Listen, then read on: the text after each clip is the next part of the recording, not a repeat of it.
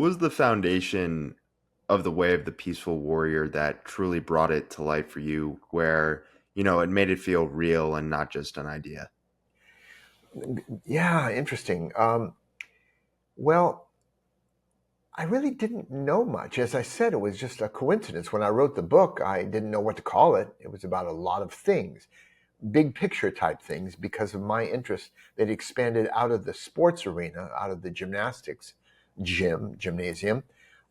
into everyday life. So I shifted from how can I create talent, more talent in the athletes I coached or myself earlier on, um, and those I coached at Stanford University. How can we actually raise their level of talent in terms of the ability to learn faster and easier and rise to higher levels? And I was fairly successful in that endeavor, um, in terms of building their foundation of talent for sports, which was like strength, stamina, suppleness, and sensitivity, like coordination, balance, and so on. Um, but then my interest expanded. I kind of didn't care who won anymore in the competitive arena. And I started asking, how can we develop talent for living, for the actual things we encounter in daily life, in relationships, in health issues, in finances, and career decisions, and so on, basic life skills. So that sent me on a kind of search, an existential search, if you will. Um, so it happened organically. It wasn't as if I thought of the term peaceful warrior and said, oh, I'll teach the peaceful warrior's way and it'll have these facets and principles. I had no idea, no clue. And when I wrote the book, it was kind of an inspired last draft, but from my heart to my reader. And again, I thought I might have a few college students who might relate to it. I had no idea of the response uh, over the decades. Um, but it was only after about 25 years after I wrote that initial book, 1980, was published, um, in the early 2000s, when the movie came out, the movie adaptation for my first book, that's when I said, I better clarify these teachings because they've been clarified in my own mind and heart. So I wrote a book called Wisdom of the Peaceful Warriors, kind of a companion to Way of the Peaceful Warrior, which explained the teachings of this character, Socrates, in my first book.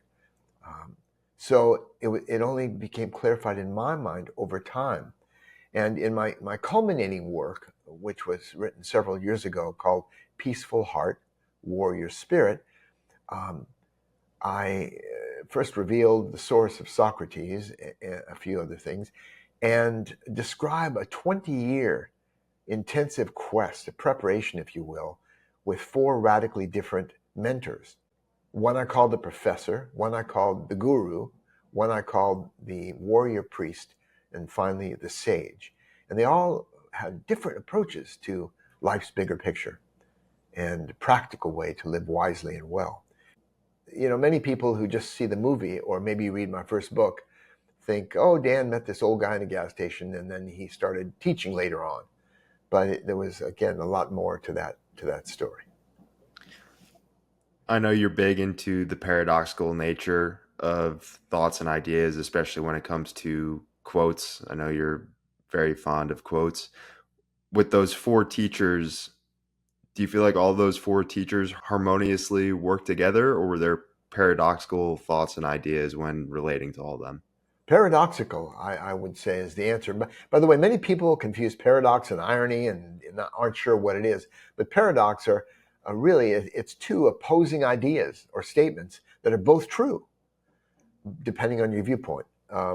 Yeah. And in fact, I'm going to be giving a seminar online.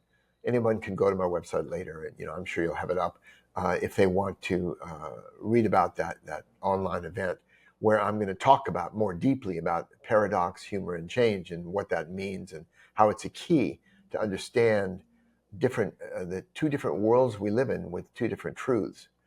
But as far as your question about the teachers, they were more supplementary. I don't even want to say complementary, but supplementary to one another, reflecting my own evolution. The professor was all about university for altered states of consciousness. It started with a 40-day intensive training, 10 hours a day, uh, with a global heritage of spiritual practices put together in an extremely skillful way. And I have gratitude for him. It really did impact my life a lot. Um, but then the guru said, I'd rather beat you with a stick than teach you to meditate. He wasn't into technologies or those kinds of, as he called it, self-involved inner exercises. Um, his was more of a devotion, a direct transmission of the divine, let's say, through the body of the guru. And I learned a lot of lessons, positive and negative, in that community. Joy and I, my wife and I, were involved on and off uh, for almost 8 years with the guru. And after those two first teachers, that's when I wrote Way of the Peaceful Warrior. So their influence was reflected in that book.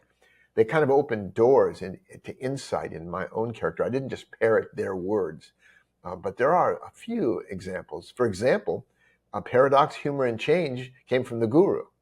Um, and the bone massage that I describe in Way of the Peaceful Warrior came from the professor.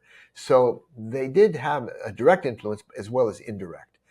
And it was only later that I met the warrior priest, and then finally the sage, who brought me back down to earth, so to speak. So they really had very different approaches to life.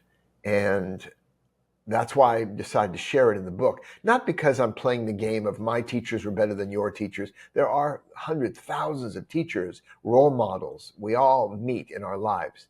And one of the principles that I like to share with people is that there is no best teacher, no best path, religion, uh, uh, philosophy, diet, or system of exercise. There's only the best for each of us at a given time of our life. Life is an experiment. So each of us has to find out what works for us on our own path. People aren't here to tread my way. They're here to tread their own. And that's, I emphasize that, respect for each person's process.